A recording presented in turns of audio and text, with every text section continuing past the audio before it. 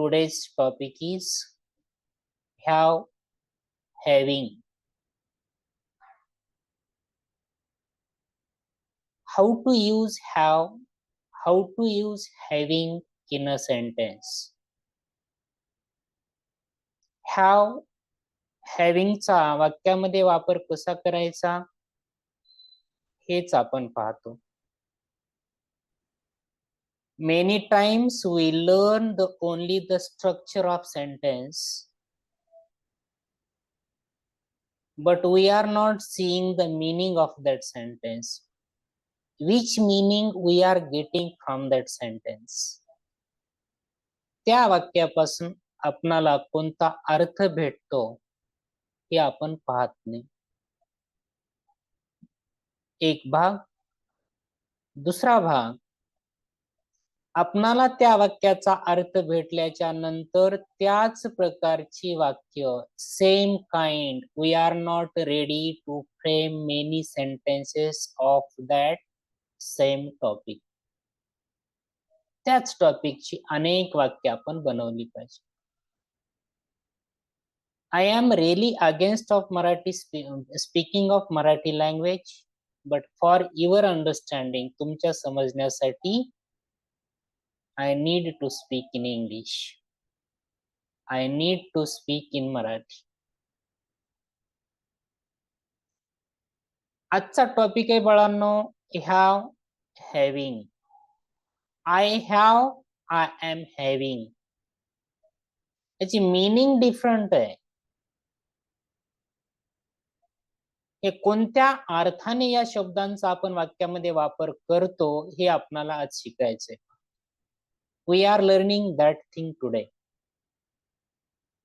What type of meaning we are getting by using have or has in a sentence? And after using having also, which meaning we are getting? कोणता अर्थ आपल्याला भेटतोय तो अर्थ मी तुम्हाला व्यवस्थितपणे टप्प्याटप्प्याने छान पद्धतीने सांगतोय, ते तुम्ही व्यवस्थितपणे समजून घ्या. हा व्हिडिओ YouTube वर देखील असेल. YouTube वर देखील तो व्हिडिओ परत पहा. परत पाहिल्याच्या नंतर त्या पद्धतीची वाक्य अनेक बनवण्याचा प्रयत्न करा. दिलेली वाक्य, दिलेली सेंटेन्स परत वाचा आणि वाचल्याच्या नंतर त्याचा अर्थ काय होतो, त्याची मीनिंग तुम्हाला काय येते ते तुम्ही जरूर पहा. वाक्याची रचना आणि वाक्याचा अर्थ हे डिफरंट असतात पहा. Structure of a sentence and the meaning of a sentence. Why do we learn English grammar? We learn English grammar for getting the structure of sentence. इंग्रजीचं व्याकरण यासाठी शिकतो की आपल्याला वाक्याची रचना कळाली पाहिजे. रचना म्हणजे काय? कर्ता, क्रियापद, कर्म हे वाक्य आणि ह्या वाक्यामध्ये येणारे सगळे पार्ट्स ऑफ स्पीच. मग ते पार्ट्स ऑफ स्पीच असतील noun, pronoun, verb, adverb, adjective, preposition, conjunction, interjection. हे स्ट्रक्चर आपण पाहतोय, पण after seeing the structure of that sentence we are not seeing the meaning of a sentence. त्या वाक्याचा अर्थ काय होतो. In kitchen, in house, in school, everywhere we speak different types of sentences. That sentence having different meaning. ती meaning आपल्याला कळणं गरजेची आहे. आणि ती मीनिंग कळाल्याच्या नंतर आपल्याला वाक्य समजतात. बऱ्याच वेळेस बरेच टीचर्स, बरेच व्यक्ती म्हणतात की after learning tense you are able to speak English. Tense तुम्हाला एकदा समजला की तुम्ही सगळी वाक्य बोलू शकता, इंग्लिश बोलू शकता. हे साफ खोटं आहे. इंग्लिशचा काही भाग बोलाल तुम्ही, परंतु पूर्ण इंग्लिश बोलायचे असेल तर इंग्लिश मधल्या प्रत्येक शब्द कशा पद्धतीने वापरतो हे तुम्हाला कळणं गरजेचं आहे. जसं की आज आपण हॅव आणि हॅव्हिंग हे दोन कंटेंट घेतलेले आहेत दोन शब्द घेतलेले, दोन वर्ड्स घेतलेले आहेत. आता तुम्हाला हे वर्ड्स वाक्यामध्ये आल्याच्या नंतर मी अर्थ पूर्ण सांगणार आहे, त्या अर्थानुसार तुम्हाला लागलीच ते समजेल. You will get that meaning, definitely you will get after seeing this. See, we will see one by one.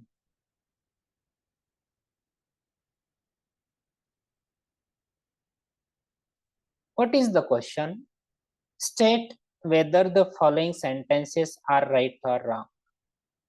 खाली जी दिलेली वाक्य आहेत ती वाक्य चूक आहेत की बरोबर आहेत हे तुम्हाला सांगायचं. You see that I will give you time. तुम्हाला मी वेळ देतोय, त्या वेळेनुसार तुम्हाला ही वाक्य वाचायची आणि हे वाक्य वाचल्याच्या नंतर याच्यामधली असणारी रचना बरोबर आहे का किंवा याचा अर्थ बरोबर आहे का हे तुम्हाला मला सांगायचंय. First sentence is I have a golden ring. Second sentence is I am having this computer for 5 years. Third sentence, we are having a meeting. The company is having 75 employees. And I am having an idea. मुलांनो, पालकांनो, सुजाण इंग्रजी शिकणाऱ्या व्यक्तींनो, या दिलेल्या वाक्यामध्ये have, having, having, having, having हे words आलेले आहेत. पण या वाक्याच्या अर्थाच्या दृष्टीने हे वाक्य बरोबर आहेत का, हे शब्द बरोबर आहेत का याचा आपणाला शोध घ्यावा लागेल. आणि जेव्हा आपणाला हे कळेल तेव्हा आपणाला आपली स्वतःची इंग्लिशची वाक्य बनवता येतील. आपण हे पाहणार आहेत. याचे आन्सर्स मी तुम्हाला समोर दाखवतोय. I have a golden ring. This sentence is correct. How it is correct? At the end of this period, I will tell. Second sentence, I am having this computer for 5 years. This sentence is wrong. हे वाक्य चूक आहे. आता हे चूक कशामुळे नंतर सांगेन. Third sentence, we are having a meeting. Sentence is correct. Sentence is correct. Fourth one, the company is having 75 employees. Sentence is wrong. I am having an idea. This sentence is also wrong. हे वाक्य देखील चूक आहे. बाळांनो, याच्यात 2 वाक्य बरोबर आहेत आणि 3 वाक्य चूक आहेत. हे वाक्य कशामुळे चूक आहेत आणि कशामुळे बरोबर आहेत हे जर आपल्याला कळालं तर या पद्धतीची वाक्य दुसरी आपणाला बनवता येतील. जर तुम्हाला याचा अर्थच कळाला नाही तर तुम्ही दुसरे वाक्य बनवू शकत नाहीत किंवा जरी बनवली रचना तरी त्या पद्धतीची मराठीची वाक्य तुम्ही इंग्लिश मध्ये ट्रान्सलेट करू शकत नाहीत. ते करण्यासाठी आता आपण हॅव आणि हॅव्हिंग चा यूज पाहतोय. We are seeing the use of have or the having words. Next, uses of have in English sentences. दिलेल्या इंग्लिशच्या वाक्यामध्ये have चा वापर कसा होतो किंवा कोणत्या अर्थाने होतो ते मी तुम्हाला सांगतोय. बघा, फर्स्ट वर्ड आहे इथं ओनरशिप किंवा पोसेशन. आता ओनरशिप म्हणजे काय आणि पोसेशन म्हणजे काय? ओनरशिप म्हणजे मालकी. मालकी म्हणजे तुमच्या जवळ तुमच्या मालकीची जी वस्तू आहे ते सांगण्यासाठी तुम्ही हॅव चा वापर करू शकता. हॅव्हिंग चा वापर करू शकत नाही. You can't use having. You only use have. लक्षात ठेवा. आणि हा व्हिडिओ परत परत ऐका. परत सांगतोय मी, एकदा ऐकल्याने हे पूर्ण समजत नाही. युट्यूब वर हा व्हिडिओ असेल, तुम्हाला निश्चित ऐकता येईल. फर्स्ट सेंटेन्स आहे, त्याची मीनिंग पाहिली. After seeing the meaning of this sentence you will get I have a laptop. मला माझ्याकडे लॅपटॉप आहे. पण हे वाक्य आपल्याला असं नाही म्हणता येणार आय हॅव्हिंग अ लॅपटॉप. बऱ्याच विद्यार्थ्यांना, बऱ्याच स्टुडंटला, लर्नरला ही गोष्ट लक्षात येत नाही की हॅव्हिंग मीन्स व्हॉट आणि have means what. Have means ownership, मालकी, माझ्या मालकीचं. मग माझ्या मालकीचं मग तुमच्या घरी फक्त लॅपटॉपच आहे का? नाही, तुमच्या घरी जेवढ्या वस्तू आहेत त्या सगळ्या वस्तू तुमच्या मालकीच्या आहेत. आणि ते सांगण्यासाठी तुम्ही हॅवचा वापर करू शकता. हॅवचा वापर करू शकता. नेक्स्ट सेंटेन्स मी शेवटी देणार आहे तुम्हाला, वर्क देणार आहे. I will give you homework. She has a dog. इथं एक सेंटेन्स मध्ये वर्ड मध्ये थोडी मिस्टेक्स आहे. I will correct it. I will correct it. SHE. Wait 1 minute. Wait 1 minute. Actually मला हा सेशन पूर्ण इंग्लिश मध्ये घ्यायचा होता, but for your understanding I am speaking in Marathi. She has a dog. तिच्याकडे एक कुत्रा आहे. She has a dog म्हणजे तिच्या मालकीचा आहे तो, तिचा आहे. She has a dog. आता तुम्ही इथं एक क्वेश्चन मला विचाराल. You will ask me one question, sir, have is there and has is there. What is the difference between have and has? त्या दोन्ही मध्ये काय फरक? तर ज्यावेळेस सब्जेक्ट हा प्लुरल असतो त्यावेळेस आपण हॅव यूज करतो, लक्षात ठेवा. सब्जेक्ट हा प्लुरल अँड आय असतं त्यावेळेस आपण हॅव यूज करतो, आणि ज्यावेळेस सब्जेक्ट हा सिंग्युलर असतो त्यावेळेस आपण हॅज यूज करतो. कम्प्लिटली लक्षामध्ये ठेवायचं. काही विद्यार्थी म्हणतील plural means what? I, we, you, they. Plural. I is not actually plural, पण आयच्या नंतर आपण हॅव वापरतो. सीच्या नंतर, हिच्या नंतर, इटच्या नंतर किंवा त्याचं नाऊन आलं तर आपण हॅज वापरतो. She has a dog. Ownership. Third sentence. They have a new house. बघा अर्थ पूर्ण भेटतोय ना, त्यांना नवीन घर आहे. यू आर गेटिंग ना कम्प्लीट मीनिंग. इथं असं नाही म्हणू शकत आपण they having a new house. नाही, हॅव्हिंग ची मीनिंग वेगळी आहे, ते नंतर पाहणार आहेत आपण. Next sentence. We have a red tomato. Yeah, we have a red tomato. आमच्याकडे लाल टमाटे आहे. Ownership. You have a smart watch. You know the smart watch, and you having, you have, not having, you have. तुमच्याकडे आहे म्हणजे have. Having म्हणता येणार नाही, having ची मीनिंग वेगळी आहे, ती मीनिंग मी तुम्हाला सांगेन. That next word is there. It has a long tail. That monkey has a long tail. Yeah, monkey having the long tail. Having means it have. Yes, you have two eyes. You have two ears, you have one nose, you have two legs, you have two hands. Right? अर्थ कळतोय व्यवस्थित? Have means ownership. Next. We use have for showing relationship. Relationship, for showing relationship we can use have or has. The example is, I have two brothers and one sister. It's a relationship. Relation. Your relation with your brother and your sister means you have. You have means I have. I have two brother and one sister. इथं आपण असं नाही म्हणू शकत I having two brothers and one sister. I have. Got it? बघा have चा use काय आहे तो. Next, she does not have any relatives. She does not have any relatives. आता इथे does not का आलंय? हा टॉपिक वेगळा आहे बाळांनो, पण ते निगेटिव्ह बनवण्यासाठी तिथं आपण नॉट वापरलंय. परंतु महेशला माहिती असेल, त्याला मी सांगितलं होतं की क्लासमध्ये जर सब्जेक्ट हा V1 आला आणि सॉरी वर्ब हा V1 आला आणि त्याचा सब्जेक्ट जर थर्ड पर्सन सिंग्युलर असेल तर तिथं आपण डज वापरतो नॉट बनवण्यासाठी. आलं लक्षामध्ये? त्याच्यामुळे she does not have any relative.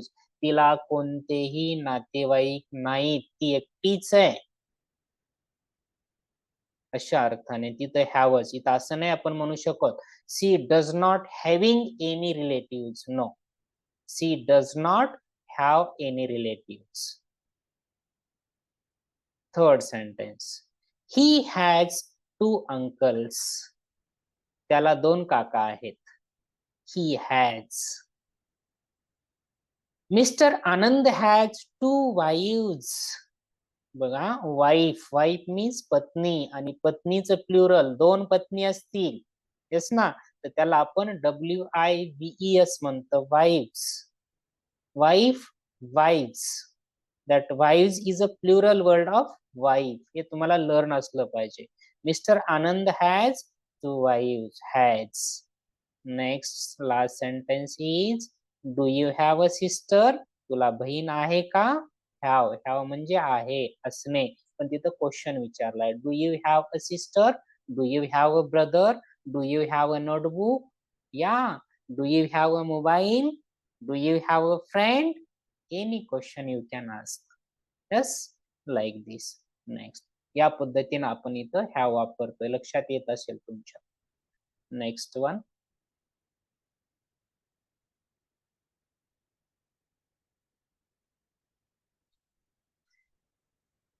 physical state.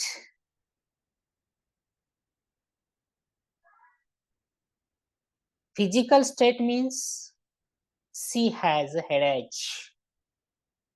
तिला डोकेदुखी आहे. डोकेदुखी आहे, आहे म्हणजे तिच्यापाशी आहे, म्हणजे तिची ती मालकी म्हणता येणार नाही, पण ती फिजिकल स्टेट म्हणता येईल. तिची ती शारीरिक अवस्था आहे. त्या ठिकाणी सुद्धा आपल्याला हॅज वापरता येत. मग असे शारीरिक अवस्थेचे अनेक वाक्य आपल्याला बनवता येतात. पाहतोय आपण पुढे.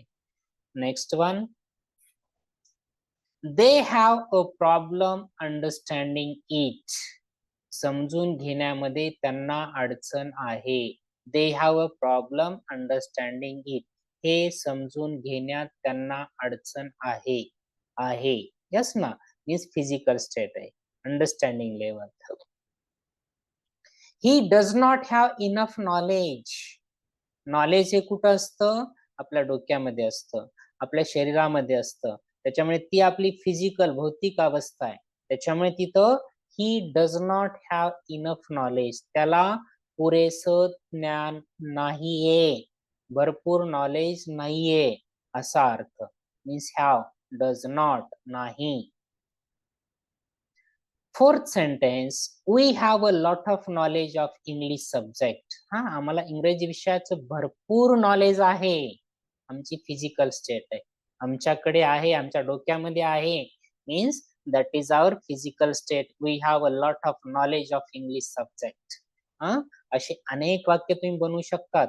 We have a lot of knowledge of technology. We have a lot of knowledge of science. We have a lot of knowledge of chemistry.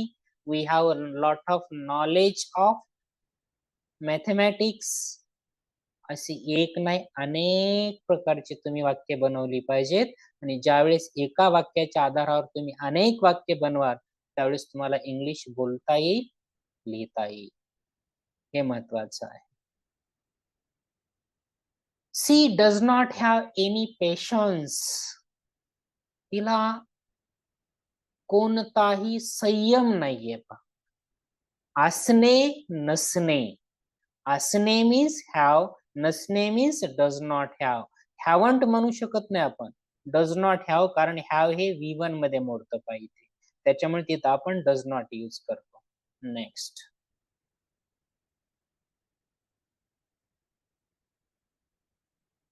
Use of having in English sentence. आता आपण हॅवचा वापर पाहिला.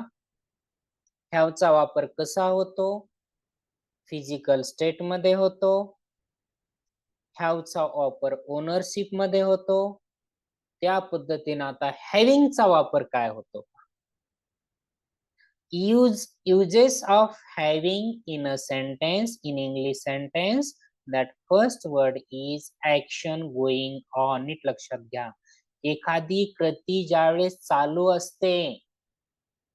असते, काही कालावधीपासून आतापर्यंत चालू आहे, हे दाखवण्यासाठी आपण हॅव्हिंग वापरतो. बाळांनो, लक्षात ठेवा. तुमच्याकडे जे आहे, what ever is with you for telling that you use have word or the has word. तुमची मालकी आहे, तुमची फिजिकल अवस्था आहे, हे दर्शवण्यासाठी तुम्ही हॅव किंवा हॅजचा वापर करता. परंतु continuous action, action is going on, for that what we use having. The sentence is I am having dinner. I have dinner असं नाही म्हणत आपण, I am having dinner. Many times children, they take their lunch in class. They take their lunch in class, and while taking lunch, you can speak this sentence. I am having lunch, sir. I am having lunch, madam. I am having lunch, friend. Use this word daily. I am having lunch. Having lunch तुम्ही म्हणाल की sir हॅव्हिंगचा अर्थ आम्हाला नाही कळाला. बाळांनो, एकदाच जेवण करतो का आपण? जेवण करण्यासाठी कमीत कमी तुम्हाला 5 मिनिट किंवा 10 मिनिट किंवा 15 मिनिटाचा वेळ लागतो. आणि मग ते तुमची क्रिया त्या ठिकाणी चालू असते. चालू असते म्हणजे ऍक्शन इज गोइंग. ती क्रिया सुरू असते. आणि जेव्हा ती क्रिया सुरू असते त्यावेळेस त्या ठिकाणी आपण हॅव्हिंग हा वर्ड वापरतो. लक्षात ठेवा. I am having dinner. Got it? Understood? Understood? Got it? समजतंय? It's real thing. सगळेजण ऐका व्यवस्थित. Next sentence, we are having a meeting. We are having a meeting म्हणजे आमची मीटिंग चाललेली आहे, चालू आहे, going on. We are having a meeting असं म्हणता येणार नाही. I am in meeting, we are in meeting, that is different. But we are having a meeting. Next, she is having fun. She is having fun. आमची मजा चाललेली आहे, मस्ती चाललेली आहे क्लासमध्ये, बाहेर. We are, she is having fun, we are having fun, they are having fun, you are having fun, he is having fun, it is having fun. Like this we can make different sentences in English. Got it? Next, they are having a good chat. Chatting करतो ना आपण, चाट करतो ना, ते चाट आमचा चाललेला आहे. Means having. Chat चाललेला आहे म्हणजे काय बाळांनो? कंटिन्युअस ऍक्शन म्हणजे ती कृती चाललेली सुरू आहे आमची. काही पॉइंट पासून चालू होती ना आताही चालू आहे म्हणजे कंटिन्युअस आहे. त्यावेळेस आपण तिथे हॅव्हिंग वापरतो. नीट लक्षात घ्या हॅव्हिंगचा यूज काय होतो. Next word, she is having a long experience. पहा, तिला खूप असा दीर्घ अनुभव आहे किंवा ती दीर्घ अनुभवी आहे. येस ना? त्या अर्थाने she is having a long experience. बऱ्याच दिवसापासून तिला याचा अनुभव आहे. आताही ती अनुभव घेतीयस म्हणजे तिची ऍक्शन ती गोइंग आहे, कंटिन्युअस आहे. आलं लक्षामध्ये? नेक्स्ट, हा व्हिडिओ तुम्हाला कम्प्लिटली भेटणार आहे. हे सेंटेन्स तुम्ही नंतर लिहू शकता. You can write all these sentences. You will get this video on YouTube. You will get this video on your group. Tomorrow is Sunday. Yeah, any day you can listen, you can watch, you can see this video and you can write that sentence. ते वाक्य लिहू शकता आणि याच्या आधारे तुम्ही तुमचे स्वतःचे वाक्य अनेक बनवू शकता. नेक्स्ट, नेक्स्ट कंडिशन काय आहे? Experience. Your experience or the temporary state. तुमचा अनुभव असेल किंवा तुमची तात्पुरती अवस्था असेल ते दर्शवण्यासाठी for telling that we use having. She is having tough day. तिला हल्ली अवघड दिवस चाललेले आहेत, कठीण दिवस चाललेले आहेत. लक्षात, तिला कठीण दिवस चाललेले आहेत म्हणजे तिच्याकडे पैसा नाहीये किंवा तिला अडचण आहे अशा अर्थाने. आलं लक्षामध्ये? अडचण आहे अशा अर्थाने. Next, she is having trouble in understanding, तिला समजण्यामध्ये अडचण येते. म्हणजे बऱ्याच दिवसापासून, मागील दिवसात. स्पीकर कोणी ऑन करू नका, महेश स्पीकर ऑन करू नको.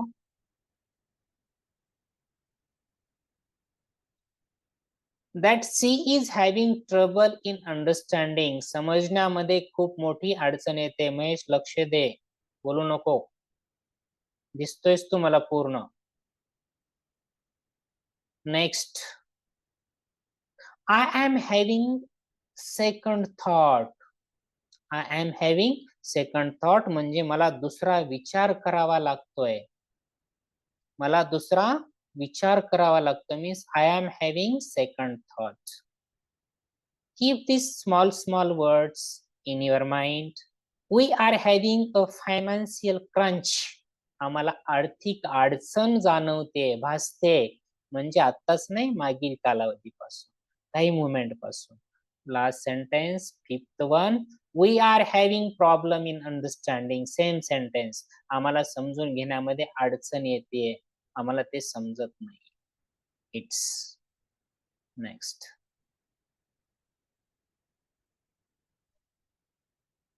तर काही सेंटेन्सेस आहेत, ते सेंटेन्सेस मी तुम्हाला सांगतोय. We are having good time, आम्हाला चांगला वेळ आलेला आहे, चांगला वेळ आमचा चालू आहे. मीन्स गोईंग ऍक्शन, हा आमचं हल्ली चांगलं चाललंय असं आपण म्हणतो ना. Means we are having good time. Same sentence. They were having some financial problems, त्यांना काही आर्थिक अडचणी जाणवत आहेत किंवा आर्थिक अडचणी आहेत, असा अर्थ. I am not having anyone to play chess. माझ्यासोबत कोणीही खेळायला नाही, 2 दिवस झालं माझ्यापाशी कोणीही खेळायला नाहीये. Means continuous, time is going. Next one, she was having stomach paining. पहा, पोटामध्ये जर दुखत असेल तर ते केवळ आता एका क्षणात दुखलं लगेच राहिलं असं नाही. सकाळपासून, कालपासून माझ्या पोटामध्ये दुखतंय, लक्षात. आणि पोटामध्ये दुखतंय हे आपल्याला सांगण्यासाठी इथं आपल्याला हॅव्हिंग यूज करावं लागेल. She was, was means past tense. She was having stomach paining, going action. Past tense मध्ये ती गोइंग ऍक्शन होती, दुखत होतं काही दिवसापुरतं, म्हणजे तिथं आपल्याला हॅव्हिंग आहे. Next one, I am having a really bad days. मला हल्ली वाईट दिवस जात आहेत. पहा, गोइंग ऍक्शन, पण कशाची? Bad days. Next one, she is having a wonderful time. हा, त्यांना चांगला वेळ आहे, चांगला वेळ चाललेला आहे, म्हणजे त्यांचा अतिशय आनंदाचे दिवस आहे. That way, having.